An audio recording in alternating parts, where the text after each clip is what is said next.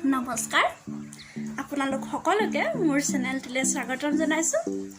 আশা কৰোঁ আপোনালোক সকলোৰে ভালে। এনেই ঘৰৰ কাম বন কৰি মেলি ভাবিলোঁ এতিয়া আপোনালোকৰ লগতে অকণমান কটাওঁ। হৈ গ'ল সকলো। ৰাতিপুৱাটো জানেই মাইকী মানুহৰ কিমান কাম থাকে, সকলো কৰিলোঁ মেলিলোঁ। এতিয়া ভাবিলোঁ আপোনালোকৰ লগত অকণমান সময় কটাওঁ। এটামানে বাজিব হ'ল, সময়টো বহুতে পাৰ হ'ল। কিবা এটা খাবলৈ আকৌ বনাবই হ'লগৈ। ভাবিছোঁ কিবা এটা বনাওঁ আৰু আপোনালোকৰ লগতো থাকোঁ অকণ সময়। মইনো কিনো কৰোঁ এইখিনি টাইমত অকণমান দেখাওঁ। বিশেষকৈ ৰাতিপুৱাই কামখিনি সকলোখিনি কাম হৈয়ে যায়, তেনেকৈ বিশেষ একো কাম নাথাকে। খোৱা আৰু ধোৱা বাতিটো বিশেষ তেনেকুৱা ইমানো কাম নহয়ে সদায়। আপোনালোকৰ দুপৰীয়া টাইমটোত কি কাম হয় ন? মোৰ কাম থাকিলে যেনে চিলাই কাম থাকিলে কেতিয়াবা কাপোৰ চিলাওঁ, আৰু বিশেষ তেনেকৈ একো কাম নাথাকিলে এনেই থকা হয়। তাৰ উপৰঞ্চি দুপৰীয়া হোৱা মাত্ৰকে আকৌ গৰু লৰোৱা, ছাগলী আছে ছাগলী লৰোৱা, এইবোৰ ঢেৰ কাম থাকিলেও সেইবোৰ কাম মোৰ কাৰণে বহুত সৰু আৰু, যিহেতু মই কৰিব লাগেই। দুপৰীয়া খোৱাৰ কাৰণে কিবা এটা যোগাৰ কৰোঁ বুলি ভাবিছোঁ। ব'লকচোন চাওঁ কিনো যোগাৰ কৰোঁ। বাহিৰত বহুত বৰষুণ দি আছে, সেইবাবে ওলাবও পৰা নাই ভিতৰৰ পৰা।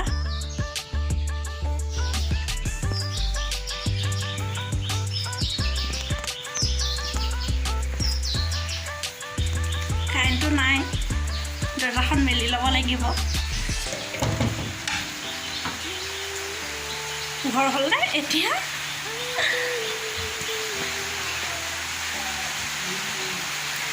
মই আলু পৰঠা বনাওঁ বুলি ভাবিছোঁ। কেনেকুৱা হ'ব নাজানো, আগে পিছে মই অকলে বনাই পোৱা নাই। ভাবিছোঁ আজি বনাওঁ, লগত মানুহ থাকোঁতে বনাই পাইছোঁ আৰু। চাওকচোন কিমান ধুনীয়াকৈ বৰষুণ দি আছে। বৰষুণ পানী হৈ গৈছে। মানে কি হৈছে, বৰষুণটো অলপ দিছে আকৌ কমি গৈছে।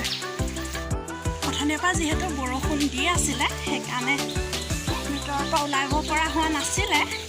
এতিয়া ভাবিলোঁ বৰষুণটো কমিছে যেতিয়া ছাগলজনী চাই আহি লওঁ, তাৰপাছত গৈ কৰোঁ। কাৰণ ভিতৰত সোমোৱাৰ পাছত ওলাবই নোৱাৰোঁ। ছাগলজনী ইয়াতে দি থৈছিলোঁ, ক'বলৈ গ'ল সম্ভৱ। কেনেকুৱা বৰষুণ দিছে, মই ওলাই আহিবও নোৱাৰিলোঁ।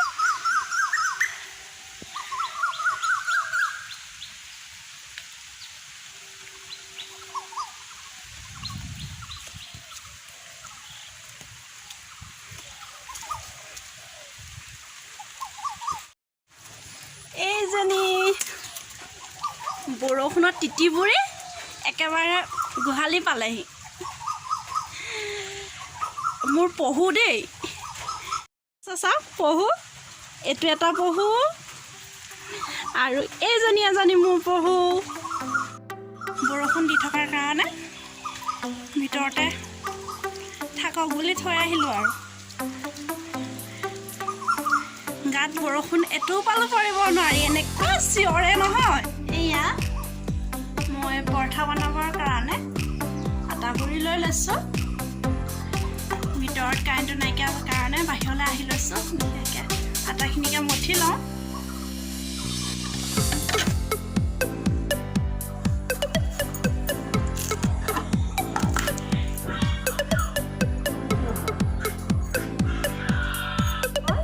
মোৰ আটা মুঠি আৰু গোল গোল কৰি ল'লোঁ।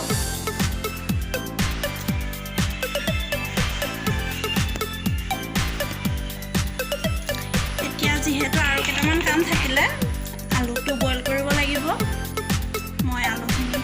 পেলাই দিওঁ আলুখিনি মানে আলু বেছি নলওঁ মোৰ আটা মুঠাটো হৈ গ'ল আৰু আলু বইল কৰি আছিলোঁ তাৰ উপৰিঞ্চি আকৌ মছলাকেইটা যোগাৰ কৰিলোঁ ল'ৰাই ৰাস্তাত বহুত চিঞৰাৰ কাৰণে কিনো হ'ল বুলি চাবলৈ আহিছোঁ দেহা কোনফালে যোৱা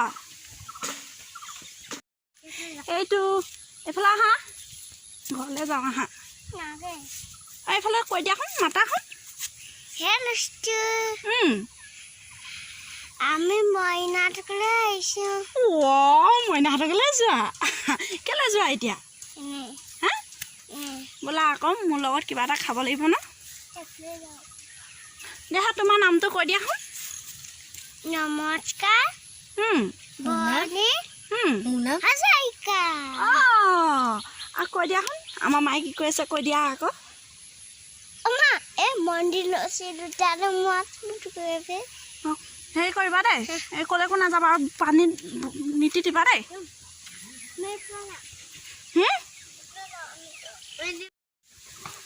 সি নাহে হেনো জেঠাইকৰ ঘৰলৈ যায় যাওক বুলি উঠিছে মোৰ ঘৰৰ সন্মুখতে পথাৰেই পথাৰ চাওকচোন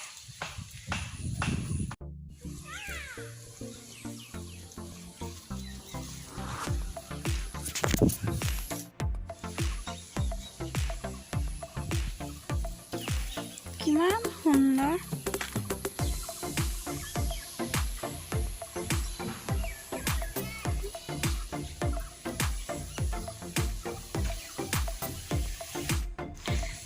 আৰু বইল কৰি থৈ আহিছিলোঁ কিনো হৈ আছে জানো পাই তাক চাই আহিলোঁ নহয় এতিয়া ভিতৰত কাম কৰিব পৰা হ'ব নহ'লে ক'তনো যায় কি পাত্তা নাই ভিতৰটো পুৰা আন্ধাৰ হৈ আছে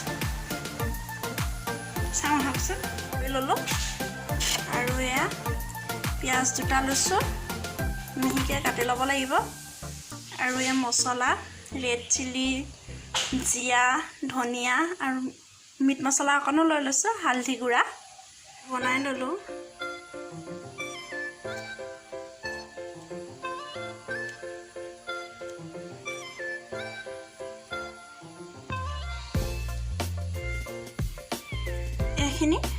এইখিনি দি পিনি মছলাখিনি দি আলুখিনি ভালদৰে মোহাৰি ল'ব লাগিব নহ'লে আটাটোৰ ভিতৰত যেতিয়া নেকি গোটা হৈ থাকিলে ফাটি যাব পাৰে মই পিঁয়াজখিনি মিহি মিহিকৈ কাটি ল'লোঁ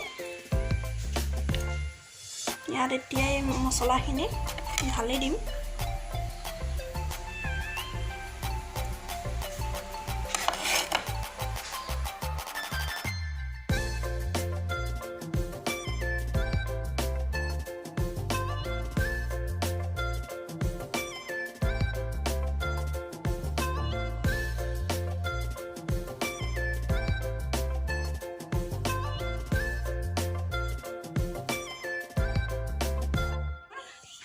আৰু এয়া লাডু বনাই লোৱা হ'ল আটাৰ গুড়ি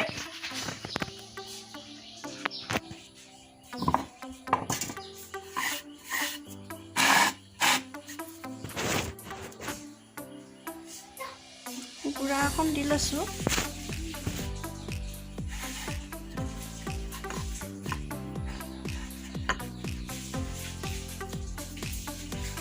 প্ৰথমে এটা মই দেখাওঁ কি ধৰণে বনাম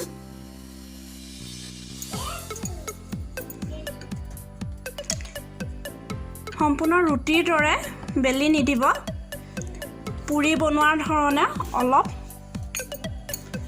অলপ বেলিব ইমানটো জোখত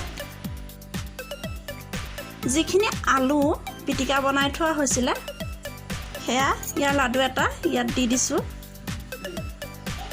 এই কাহকেইটা এনেকৈ সুন্দৰকৈ চপাই দিব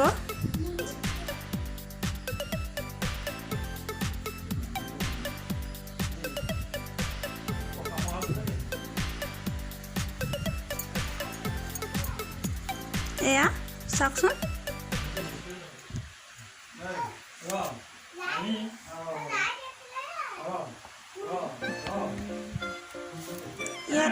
শুকান গুড়া অকণ দি দিছোঁ।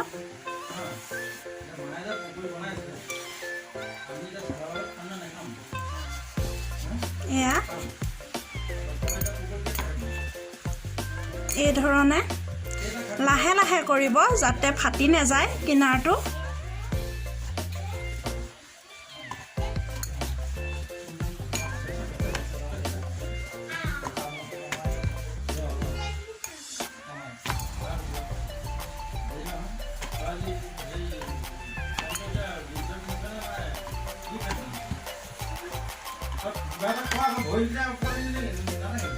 এয়া সুন্দৰকৈ জিলিকি গৈছে।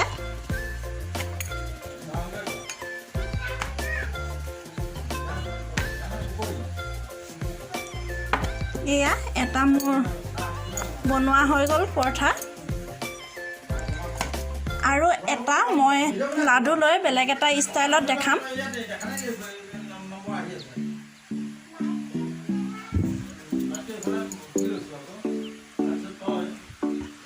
যিটো ষ্টাইলকে সহজ পায় সেইটোকে কৰিব পাৰে।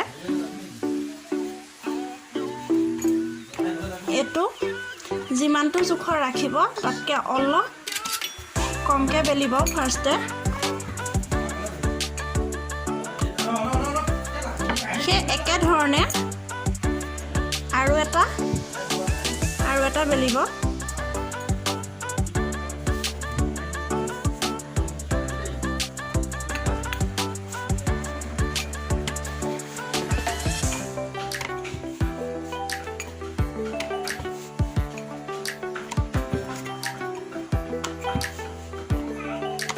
দুইটা ৰুটি সমান হোৱাৰ পাছত ইয়াত আলুটো দি দিব। ভালদৰে এনেকৈ মেলি দিব যাতে পৰঠাটো চবফালে আলুখিনি লাগে।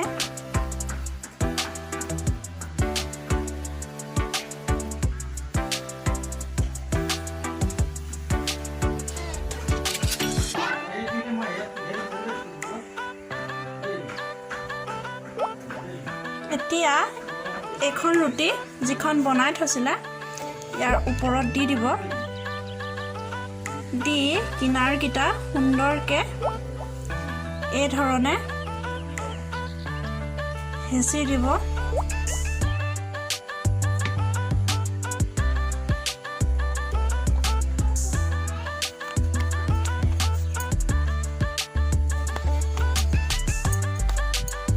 দিয়াৰ পাছত অলপ শুকান গুড়ি দি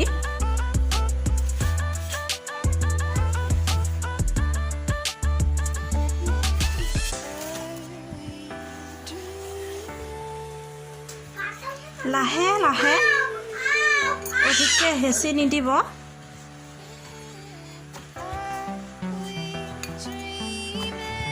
লাহে লাহে এই ধৰণে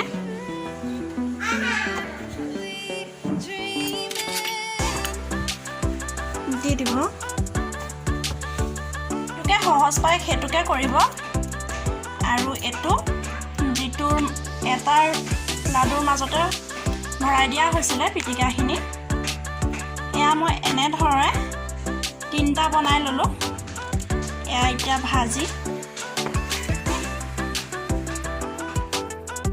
নাজানো কিমান সুন্দৰে কৰিব পাৰিছোঁ, জনাসকলে জনাবচোন। মই যিখিনি পাৰিছোঁ সেইখিনিকে কৰিছোঁ, যিখিনি জানো। এতিয়া ভাজিম। পৰঠাটো খাওঁ খাওঁ লাগিয়ে আছে। এয়া মোৰ কেৰাহী গৰম হৈয়ে গৈছে। মোৰ টেৱা নাইকিয়া জহত মই কেৰাহীত বনাবলগীয়া হৈছে। আপোনালোকে টেৱা থাকিলে টেৱাতে বনাব, কাৰণ টেৱাত পৰঠা বনাই অধিক ভাল হয়। মোৰ টেৱা নোহোৱা জহত মই এয়া কেৰাহীতে বনাব লৈছোঁ। অলপ তেল দি দিওঁ। তেলখিনি ভালদৰে কেৰাহীটোত লাগি যোৱা কৰি দিব।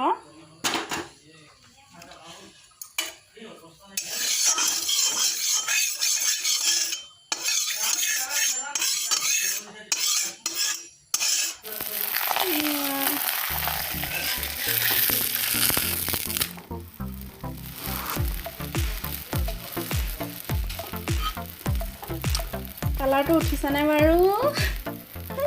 সুন্দৰ কালাৰ উঠিছে। মই এই কাৰণে আপোনালোকক কৈও আছোঁ, বনায়ো আছোঁ। নজনাসকলে অকণমান মোৰ পৰা কিবা এটা জানেও বা, সেইকাৰণেহে কৈ দিছোঁ। যিহেতু দেখাইছোৱেই, সেইকাৰণে মইনো কি কি কৰিছোঁ, কি নাই কৰা, কি কি দিছোঁ, সেইকাৰণে জনাই গৈছোঁ।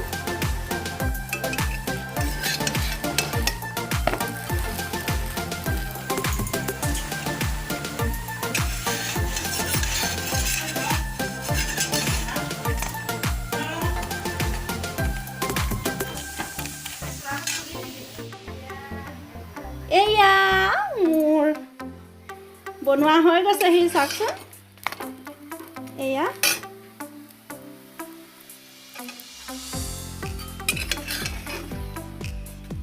এয়া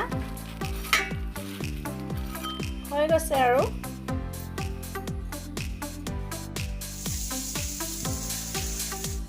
হৈ গ'ল।